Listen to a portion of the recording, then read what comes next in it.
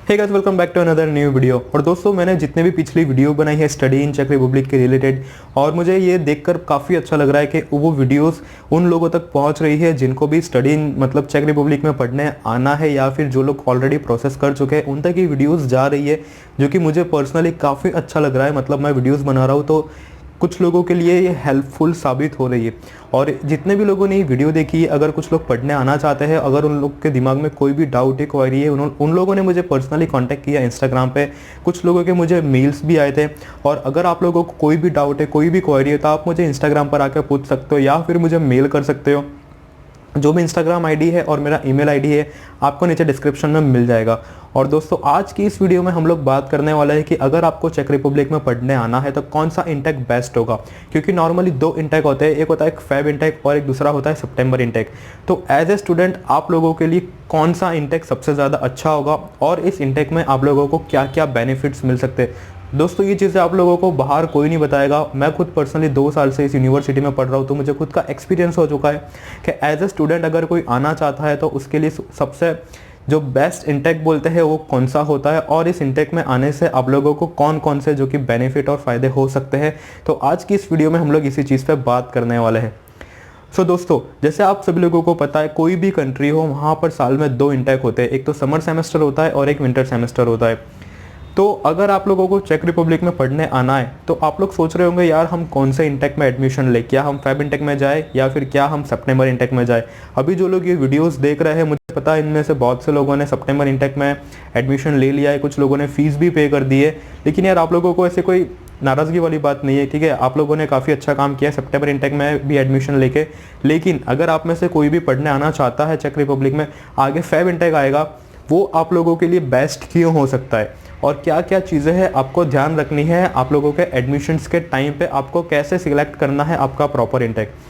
दोस्तों, यहाँ पर सबसे पहली चीज़ आती है, जब भी आप लोग डिसाइड करते हो कि हमें बाहर पढ़ने जाना है तो कौन कौन सी चीज़ों का आप लोग ध्यान रखते हो। सबसे पहली चीज़, आपको वहाँ पर फीस कितनी पे करनी है, आपका बजट कितना है, इन शॉर्ट आपके पास पैसा कितना है, आप कितना पैसा लगा सकते हो। और अगर आप कहीं और पढ़ने जाते हो तो वहाँ पर आपको, मुझे नहीं पता कुछ बेनिफिट मिलता है या नहीं, लेकिन यहाँ पर चेक रिपब्लिक में अगर आप फेब इंटेक में पढ़ने आते हो, आपको पर्सनली कुछ बेनिफिट्स होंगे। क्या होंगे, चलिए इस पर बात करते हैं। दोस्तों, मैं यहाँ पर आपको बता दूँ, अगर आप लोग फरवरी इंटेक में एडमिशन लेते हो और फेब इंटेक में आप पढ़ने आना चाहते हो, तो सबसे पहली चीज़ तो यहाँ पर आपको फ़ीस पे कम, जो फ़ीस होती है वो कम पे करनी पड़ती है, जो कि एक बहुत ही अच्छी चीज़ है। ये खुद का एक बेनिफिट है जो हमें अपने आप को मिल रहा है। दूसरी चीज़ अगर मैं बात करूं, अगर कोई सितंबर इंटेक में पढ़ने आ रहा है तो उसे फ़ीस का बेनिफिट नहीं मिलता, क्योंकि उसे जब एडमिशन होता है, जब उसकी फ़ीस पे करने की आती है, तो उनको फ़ीस पे करनी होती है पूरे साल की। मतलब अगर सपोज समझ लो एक सेमेस्टर की कुछ फ़ीस है 55,000 क्राउन, तो उन्हें एक सेमेस्टर की नहीं बल्कि 2 सेमेस्टर की फ़ीस पे करनी होती है, जो होती है 1,10,000 क्राउन, जो कि करीब 4,500 यूरोज़ होते हैं। और INR में कुछ अराउंड 4 लाख तक का फिगर निकलता है, जो कि सिर्फ आपको इतनी तो फीस पे कर देनी होती है। लेकिन यहीं पर हम बात करें फेब इंटेक की, तो अगर आप में से कोई भी फेब इंटेक में एडमिशन लेता है तो यहाँ पर आपको जो फीस पे करनी होती है वो पूरे 1 साल की नहीं बल्कि सिर्फ 6 महीने की फ़ीस पे करनी होती है। तो सपोज आपकी फ़ीस है पूरे साल की 1,10,000 चेक क्राउन, तो इसमें से आपको सिर्फ आपका 50% पार्ट ही पे करना है, जो कि होगा 55,000 चेक क्राउन, जो कि INR में कुछ होता है 1,90,000 और करीब करीब 2100 यूरो समथिंग होते हैं। अब आप लोग सोचोगे इसमें बेनिफिट कहाँ से। तो दोस्तों, अगर आप लोग सितंबर इंटेक में जाते हो और पूरे साल की फ़ीस पे करते हो, तो आप लोग कहीं ना कहीं 2 लाख रुपए ज़्यादा दे रहे हो। आप लोगों को ठीक है, 1 साल तक फ़ीस पे करने की कोई चिंता नहीं है, आप लोग वहाँ पर जाके फ़ीस पे नहीं करना है, आपको ये सारा चिंता नहीं रहेगा। लेकिन कहीं ना कहीं अगर आप फेब इंटेक में जाते हो, अगर आपकी थोड़ी फाइनेंशियली प्रॉब्लम है, आपका थोड़ा बजट कम है, इतना हाई बजट नहीं है, तो आप लोग फेब इंटेक सिलेक्ट कर सकते हो। क्यों? क्योंकि यहाँ पर पहली चीज़, आपको तो फीस जो है वो आधी पे करनी है। मतलब 1,10,000 क्राउन के बदले आपको सिर्फ पे करना है 55,000 चेक क्राउन, जो कि करीब करीब 1,90,000 जितना होता है।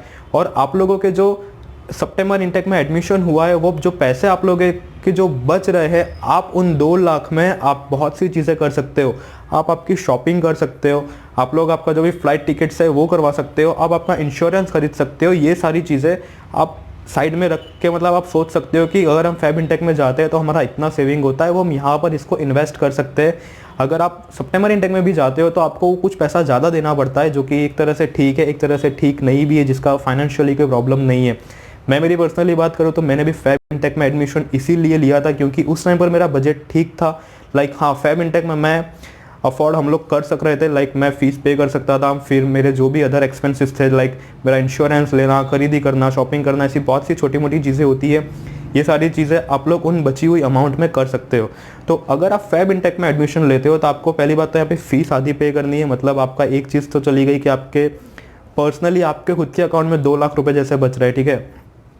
और एक और चीज़, आप लोग सोचते हो कि क्या हमें किसी एजेंट के पास जाना चाहिए या फिर सारी जो भी प्रोसेस है वो इंडिविजुअली करनी चाहिए।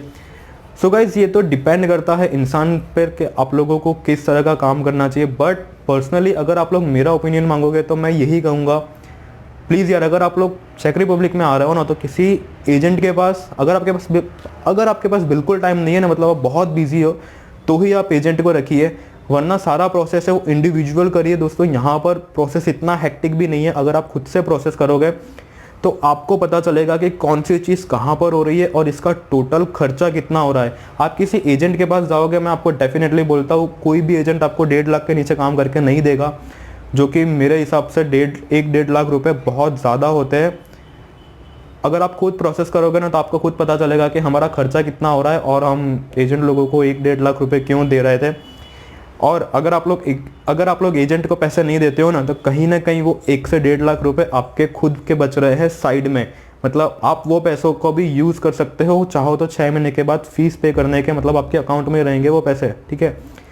अगर आपको लगता है कि नहीं हमारे पास टाइम नहीं है, हमें एजेंट की ज़रूरत है, आपको लगेगा कौन कौन सी चीज़ें कहाँ करनी है, सो गाइज इंटरनेट पर सारी चीज़ें अवेलेबल है। अगर आप लोग ने एडमिशन के लिए स्टार्ट किया है, आपके यूनिवर्सिटी में जो आपके डीन है, आपके कोऑर्डिनेटर इंटरनेशनल रिलेशंस है, आप लोग उनसे ईमेल पे बात करिए, वो आप लोगों को सारी चीज़ें गाइड करेंगे।